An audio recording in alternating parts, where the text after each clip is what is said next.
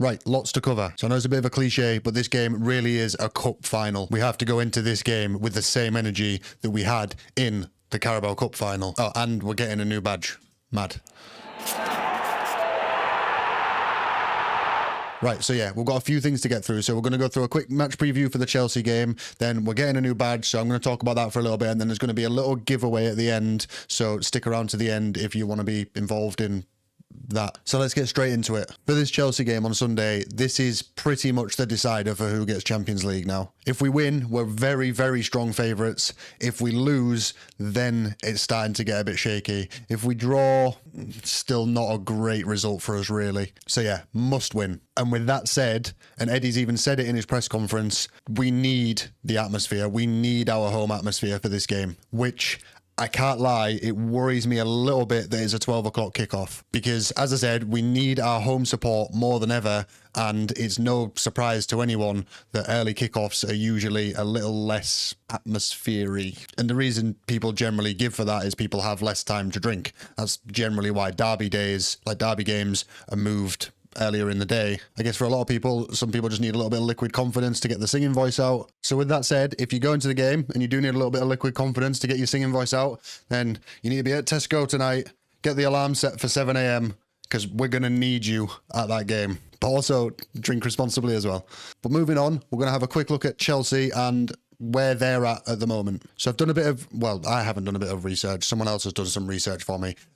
There's been research done into Chelsea. When I say someone else has done the research, I mean the channel ACFC. Some of you might have seen it before, some of you might not, but I think it's really good content, very entertaining, very informative. Oh, he's also a Newcastle fan as well, so bonus points. So I'll put his channel link in the description, but he's done a video on Chelsea and their sort of struggles at the moment. To summarise his video, he essentially looked at Maresca at both Leicester and Chelsea, looked at all the stats and came up with the conclusion that Maresca at both Leicester and Chelsea likes to play a high possession style of football. But even though they play a high possession style of football, all of their best results come when they have less possession, and all of their worst results have came when they've had more possession. As you can see, there's some very obvious flaws with that philosophy. So then after that, I thought I'd have a look at our possession stats over the course of this season. And this season, we've only lost 2 games where we've had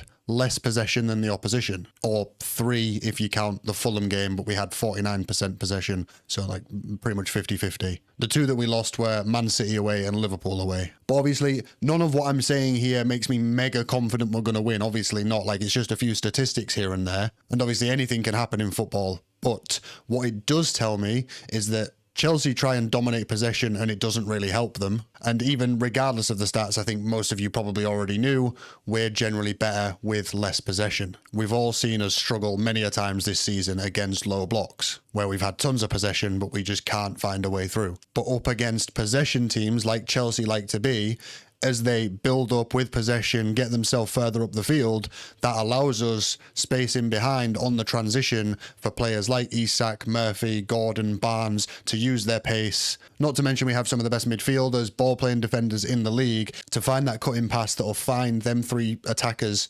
on their kind of running behind. And not to mention Isak. We have an Isak.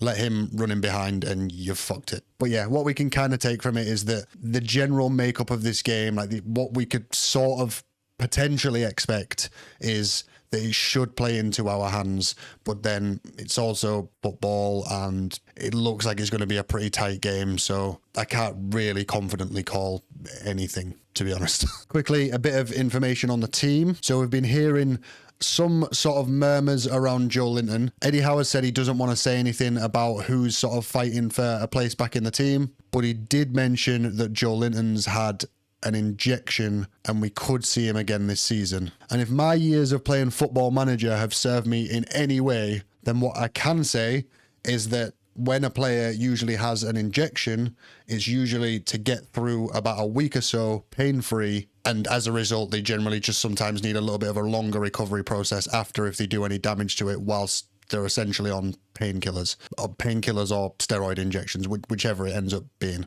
They all generally seem to have the same outcome. But with this being such a massive game, we might be willing to take that risk, and then we probably just won't see him for the rest of the season after that. Now, I could be completely wrong. I'm not a physio. I am a PT, and I did spend like 10 years or so training and competing in powerlifting and bodybuilding, but that doesn't qualify me as a physio. So, but I do sort of know body stuff, anatomy. I do sort of know that a little bit, to a certain extent, relatively more than your average Joe, but I'm realistically just going off Football Manager. So yeah, crossing everything that we see Joelinton this weekend, what a difference maker he would be, especially with what I said in my team of the season video about how good Caicedo has been this season. Joelinton would give Caicedo one of the hardest battles he's had this season. So yeah, I think to a certain extent, my whole thing with Joelinton potentially coming back, it might just be hopeful thinking. It probably is, to be honest, but yeah, hopefully everything crossed. My toes are crossed too, you just can't see them. Everything crossed.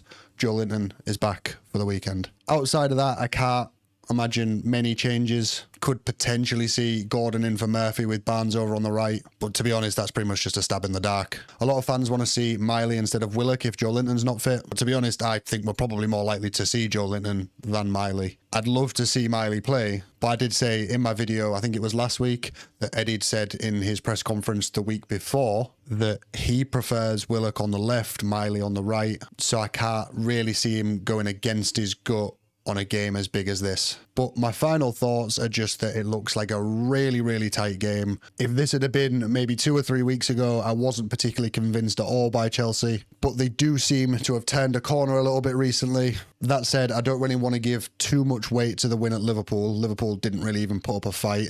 I know many of you, me, all of us, we all have an opinion on that one, but it is what it is. Ultimately, it's irrelevant now because we can't really be relying on them anyway. We've just got to do our job, and now is our time to do our job.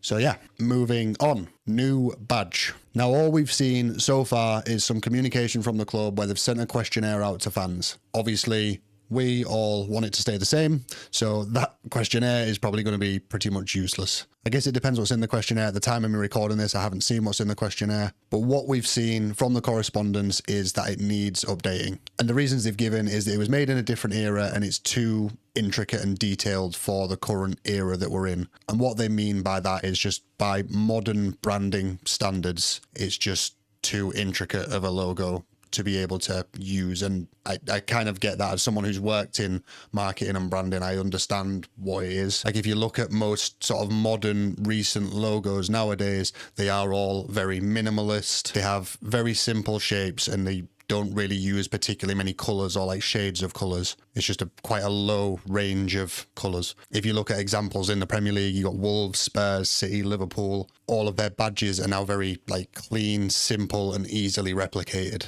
And all it's for is it makes branding overall just easier to just slap on everything so you can get your brand out everywhere. And it's just also just easier to recognise. I'm not saying I agree with that on the way that the world is going, but that's just the reality, really. I personally value tradition and history, as most football fans do, but at the end of the day, football is a business. We've all known that for a long time now, and especially in the current PSR model, better business equals essentially better players and then better results on the pitch. So that's just where we're at. Let me know in the comments. Obviously, I think it's going to be quite an emotive topic because most football fans are like myself who just want to maintain tradition and history. But then, as I said, at the same time, I also understand why they're doing it. So, like, I don't like to be a fence sitter, but I kind of sit on the fence with this one, I guess, because I see both sides to it. But yeah, let me know what you think in the comments about the club changing the badge. And then last but not least, I said there would be a giveaway. So let me talk you through that. And you have to pay attention to every part of it, because if you just listen to the beginning and then don't listen to the end, you might not qualify. It's only a little something, nothing massive, but it's just a little way of me trying to offer something back to you guys as a thank you for all the support the channel's received so far. We got accepted onto the YouTube partner program about a couple of weeks ago now, something that I never expected to happen at this point of my journey on YouTube. With me getting accepted onto the YouTube partner program, like, I'm not at a point where I'm going to be earning any life-changing amounts of money from YouTube. You know, it's still very early days for the channel, and, you know, I'll probably earn like, I don't know, like £100 a month or something like that. But I want to be able to give some of that back just as a thank you to everyone that's been liking, subscribing, commenting, everything that everyone's been doing to support the channel. Because without all that, the channel wouldn't be growing in the way that it's been growing. And ultimately, it would be a dream come true if it were to keep on growing and eventually become something even bigger than it already is now. So yeah, just as a little something, just to say thank you. But anyway, this is how the giveaway is going to work. So in all of my match previews so far, I've asked everyone what their score prediction is and what the first goal scorer is going to be. But this week, I'm making that into a giveaway. So what I'm going to do is I'm going to post a comment on the video and I'm going to pin that comment. And if you want to enter, you need to give your score prediction and your first goal scorer as a reply to the pinned comment. If you comment anywhere else on the video, you don't qualify. It has to be as a reply on the pinned comment because that just makes it easier for me to figure out who was first if someone gets it right. And whoever does get it right will win a Google Play gift card to the value of a YouTube Premium membership. Ideally, it's for a YouTube Premium membership, but I guess you don't have to use it for a YouTube Premium membership because once you get the gift card, it's your gift card, so you can do whatever you want with it. Now, there are also some more important rules with it. So no edited comments are allowed. So if you do make a typo, you're going to have to delete your comment and re-comment. So anyone with sausage fingers like me, you're going to have to be very careful. And then if no one wins, it rolls on to the next game, which will then be 2 months YouTube Premium, and so on and so on and so on. Obviously, there's only 3 games after the season, so it will go into pre-season and then it'll go into next season. Having said that, though, I do want to make these giveaways bigger. It might not necessarily always be YouTube Premium membership. Obviously, whatever's not been collected this week will carry on to the following week or following fixture. But yeah, as I said, this is just a small little way of me saying thank you to everyone that's been supporting the channel up to this point. I want to be able to give something back. And as the channel grows, I'll be able to give more and more back as I can afford to give more and more back. But for that to happen, I'm going to need to ask you to like, subscribe, share, hit the bell, tell your friends, stand outside your house with a megaphone and shout at people. Whatever you need to do to help the channel grow, all it's going to mean is that I can just then give more back to you. All the rules for the giveaway will be written in the description if you want to go over it. But thank you for watching. Let's smash Chelsea at the weekend and book our spot in the Champions League for next season. I hope you've enjoyed the video and I'll see you on the next one.